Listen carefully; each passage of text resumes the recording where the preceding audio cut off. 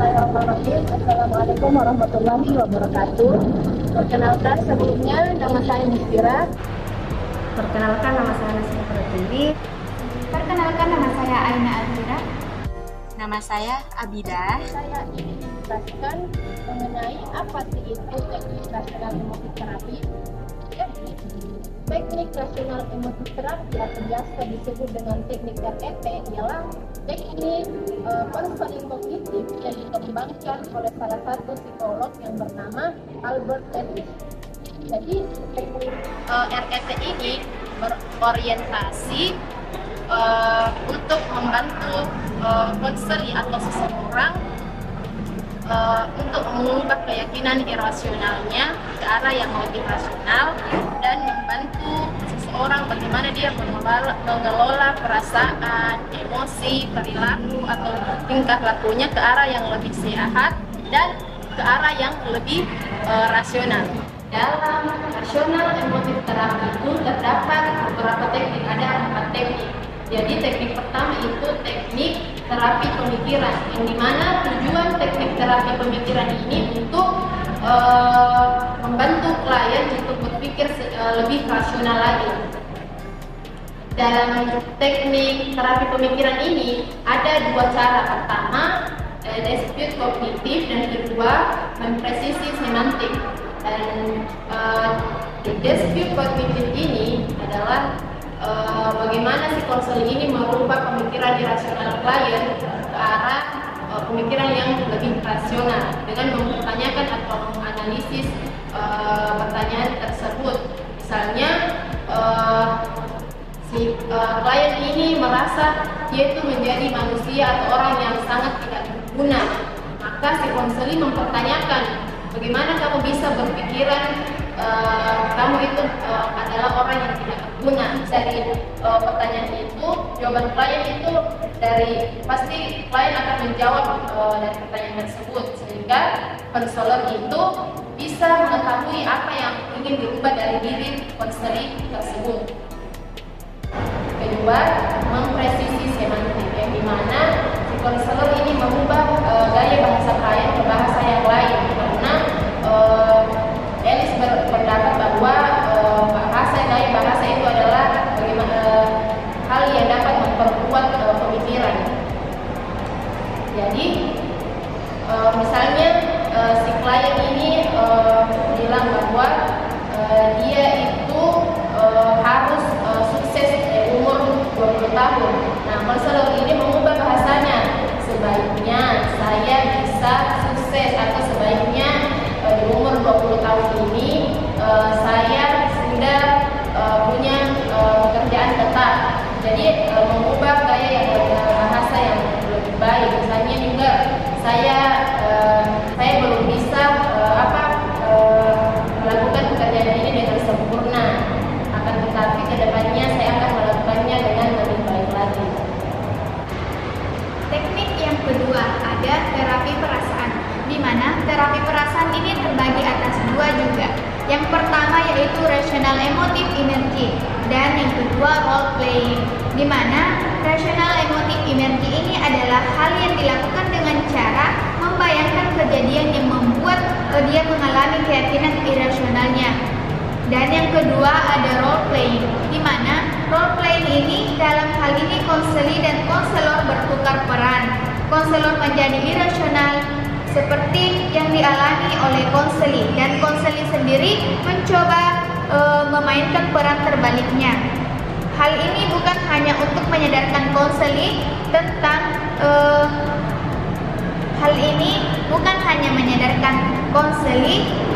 tentang keyakinan irasional yang dia pegang saja, namun juga mencoba melatih konseli menyerang keyakinan negatif yang sering muncul dalam dirinya sendiri. Teknik yang ketiga adalah terapi perilaku. Pada teknik ini ada 3 cara yang dilakukan untuk menyelesaikan permasalahan seorang konselor. Yang pertama adalah pekerjaan rumah, yang kedua adalah self control, dan yang ketiga adalah modeling. Pada pekerjaan rumah, seorang konselor memberikan tugas kepada konselor untuk diselesaikan di rumahnya. Seperti contohnya, mengucapkan kata-kata yang positif setiap pagi sebelum memulai aktivitas. Contoh yang kedua adalah memberikan instruksi kepada konseling untuk memvalidasi data secara akurat sebelum mengambil kesimpulan dari data yang didapatkan. Dan itu diselesaikan di rumah untuk melatih pikiran rasional seorang konselor. Tahap yang ketiga adalah sisi modeling. Pada modeling ini, seorang konselor memberikan tingkah laku yang positif dari seorang figur kepada konseling sehingga konseling dapat meniru aktivitas yang positif dari seorang konselor. Saya akan menjelaskan teknik yang keempat, humor. Dalam mengatasi profesional konseling, Murtala sempat menggunakan humor sebagai alat untuk menertawakan diri sendiri. Dalam menghiburkan keyakinan konseling, membahas atau melupakan mantra secara lucu, sehingga konseling menyadari bahwa menertawakan keyakinan irrasional konseling sendiri. Selain itu, menertawakan diri sendiri, humor juga bertujuan untuk menghibur tingkat langsung konseling. Humor juga digunakan untuk menciptakan suasana yang nyaman bagi si konseling. Waalaikumsalam, Dekira, Aina, silakan duduk. Gimana kabarnya, Kak? Alhamdulillah kakak baik. Dekira bagaimana? Aina bagaimana? Kalau Asia gimana? Kalian sebelumnya dari mana? Saya dari kampus Kak Sulawesi. Kalian saya dari rumah. Kalau Asia dari tanah? Oh, ya, sebenarnya kita sudah komunikasi kan? Ya, kita kan sebenarnya sudah di sini Ya. Jadi mungkin langsung saja saya persilakan. Saya akan diantar kalian yang ingin terlebih dahulu apakah dari Inspira mungkin. Baik, Kak, sebelumnya kita sudah saling berdiskusi ya sama Nadine, sama Skia, Aina, Kakak juga kan mengenai permasalahan kami.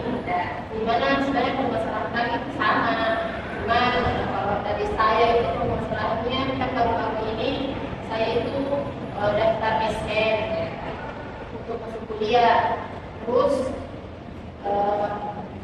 tidak lulus SN. Saya tuh merasa kayak langsung putus asa karena dari SMP, SMA nilai saya itu selalu baik, dari segi akademis itu saya selalu unggul, sehingga banyak ekspektasi orang-orang di sekitar, terutama orang tua, teman-teman, guru, pasti dia bilang bahwa saya itu pasti lulus SN. Nah, dilihat dari segi kemampuan saya juga bisa, dari segi nilai juga memadai, dan bahkan nilai saya juga tinggi. Tapi pas lihat pengumumannya minggu lalu, saya tidak lulus. Saya sangat kecewa sekali sama diri saya. Kecewa sekali, saya kayak langsung merasa jadi anak yang kayak tidak berguna, kayak pokoknya setelah itu kayak saya langsung tidak semangat untuk tes lagi untuk tinggi. Bahkan saya sempat berpikir untuk tidak mau kuliah karena sakit asanya. Dan saya masih saat ini masih terjebak dengan perasaan itu. Saya berusaha keluar dari perasaan asa itu, tapi kayak sulit begitu. Karena saya kayaknya butuh tenaga yang lebih profesional seperti kakak. Dan saya itu mempercayai kakak, kami mempercayai kakak untuk bisa mengedepankan mungkin masukan kakak kedepannya kami bisa keluar dari permasalahan kami. Tapi kalau dari saya Pak itu kalau Aina sendiri saya merasa gagal dalam memperhatikan diri karena mengatur pola makan saya, tetapi tetap berat badan saya itu naik bertambah 1 kilo 2 kilo.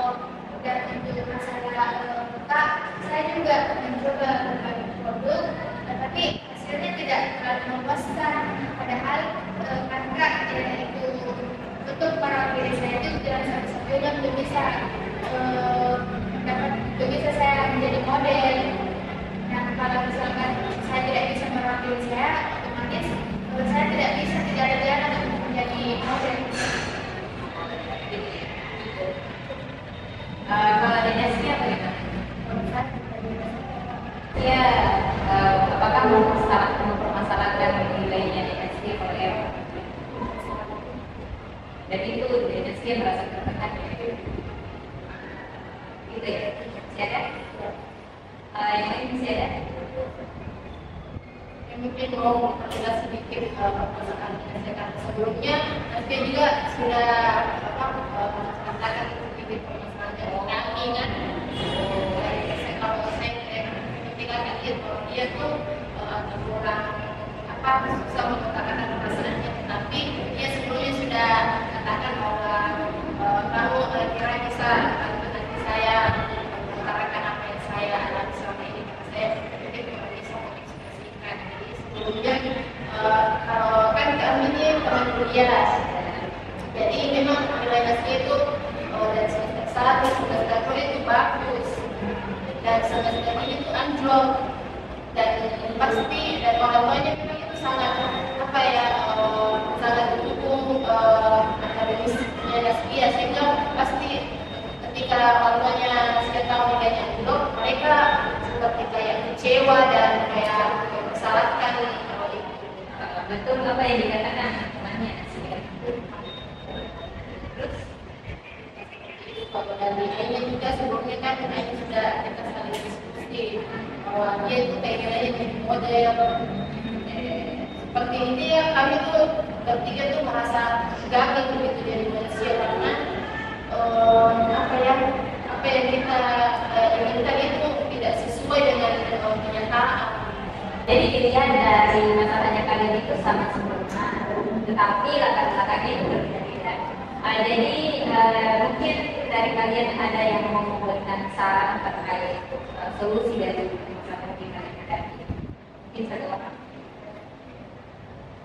Biasanya enggak sama-sama lain gitu. Ya. Mungkin kita bekerja tidak bisa punya kita serahkan kepada Tuhan karena kami ini sudah kayak dia mau berubah dan masa makanya kami datang ke kakak. Jadi permasalahan yang kalian hadapi ini cocok dengan teori dari rasionalitas. Ya, rasionalitas terapi di mana di dalam itu atau rasionalitas terapi itu ada yang dinamakan dengan terapi pemikiran. Terus di dalam terapi pemikiran itu ada 2 solusi yang bisa diberikan terhadap permasalahan yang kalian hadapi. Yang pertama itu ada disebut kognitif, dan kemudian yang kedua adalah presisi sistematik. Di antara kalian siapa yang ingin terlebih dahulu diselesaikan pertama? Ini karena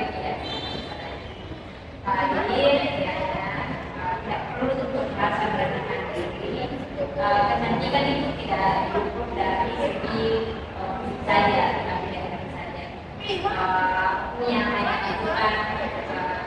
Aina sudah berusaha semaksimal mungkin, namun kalau tidak tercapai itu jangan dijadikan sebagai tolak ukur untuk mengukur kecantikan Aina sendiri. Aina mungkin tidak bisa dibagi ini, tapi bisa saja Aina pergi ke tempat lain yang bisa diterima. Jadi jangan tetap berusaha dan jangan rendah diri, karena apapun yang kita lakukan, usaha yang kita lakukan pasti akan ada hasil yang kita dapatkan. Aina kemudian di Aina sendiri menurut Aina itu apa sadar? Saya sudah mencoba beberapa kali untuk melakukan penyakit mereka sampai intinya bisa dilakukan saya juga diet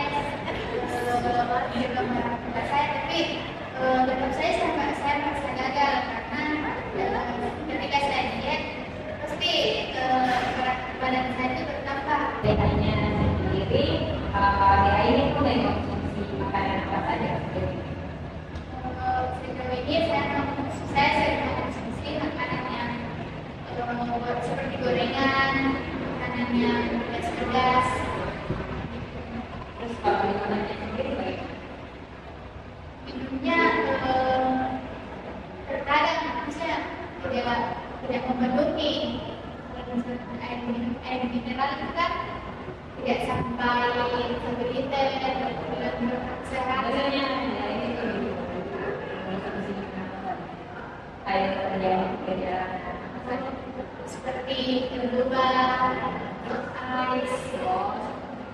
Jadi saran kakak sebaiknya jadi itu mengurangi untuk mengkonsumsi yang goreng-gorengan, seperti tadi yang ada katakan, ada juga mengkonsumsi yang pedas-pedas karena goreng dan makanan yang pedas itu sangat mempengaruhi kondisi kesehatan di lainnya, sehingga juga berpengaruh pada kecantikan kulit seseorang ya. Jadi saran kakak sebaiknya itu konsumsi makanan yang vitamin tinggi, kemudian juga minuman yang boba, yang bergizi dan juga yang tinggi itu sebaiknya dengan kurangi.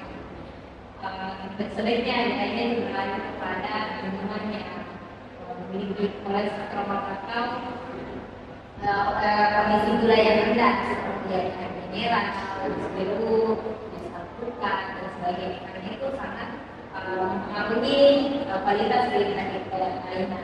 Selain itu juga sebaiknya dia itu mulai rutin untuk berolahraga.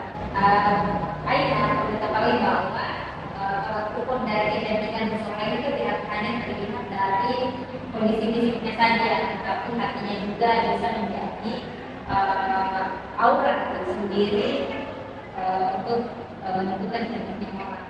Ya. Baik, apa lagi?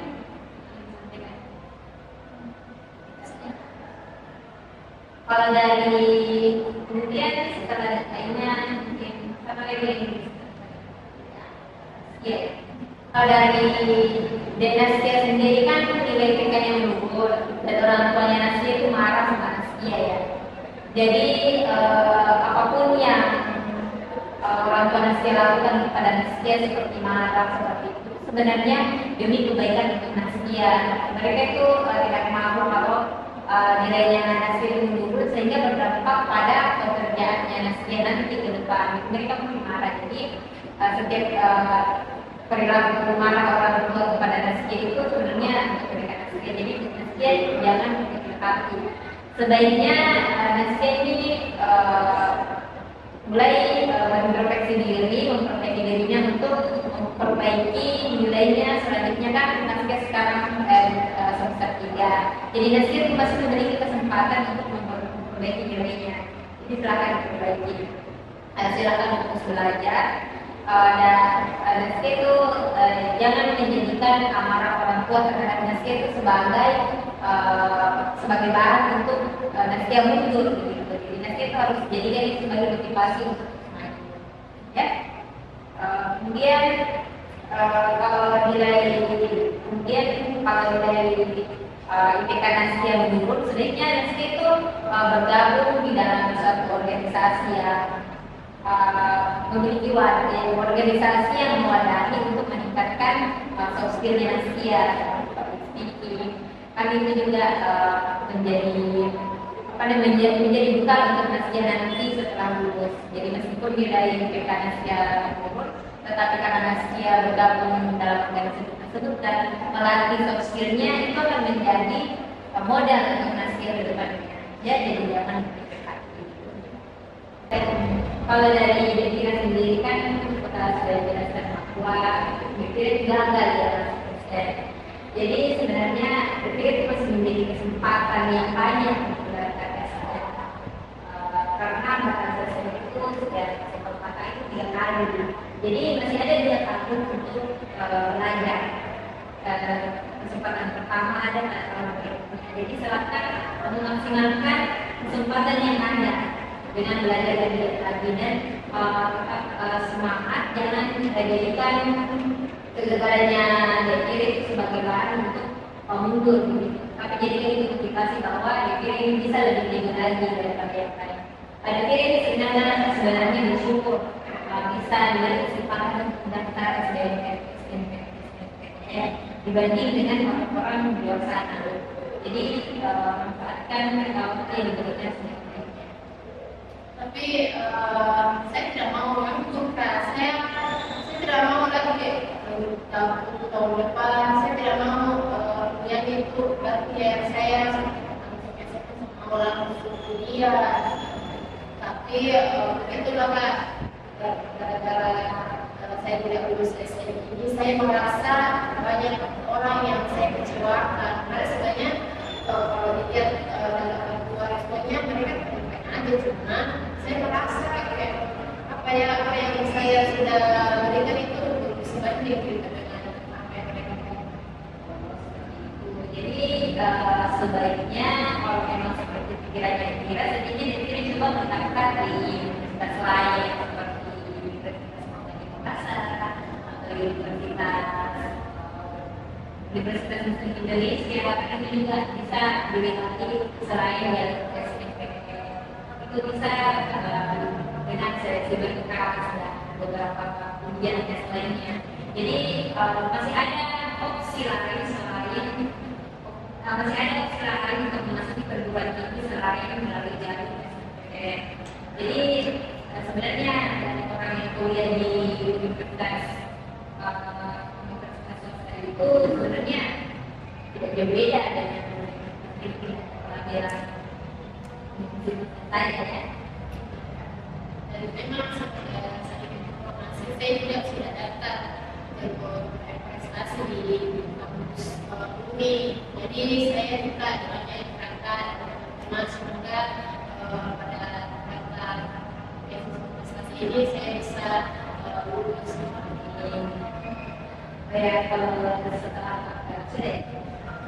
setelah kalian memaparkan masalahnya kalian ini di kakak ini tidak mudah ya ada di posisinya kalian. Jadi kalian harus memasang diri kalian untuk ada itu ya. Ada bagian dari masalah-masalahnya kalian ini sebenarnya sama semua itu tergantung dari bagaimana pemikiran kalian, bagaimana mindset kalian dari diri kalian itu yang mempengaruhi. Karena pemikiran itu seperti banjir ya, apa yang kita pikirkan itu yang akan datang kepada kita. Jadi itu dalam pemikiran manusia. Coba berpikir yang positif sehingga kalian itu jatuh ya. Mungkin seperti itu, mungkin kedepannya kita masih bisa berkomunikasi apa yang ingin saya sampaikan.